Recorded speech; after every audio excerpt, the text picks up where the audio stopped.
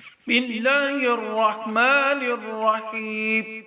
اللهم إني أعوذ برضاك من سخطك وبمعافتك من عقوبتك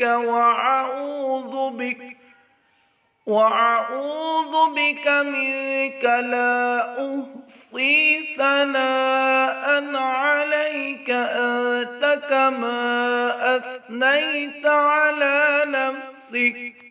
اللهم إني أعوذ برضاك من سخطك وبمعافتك من عقوبتك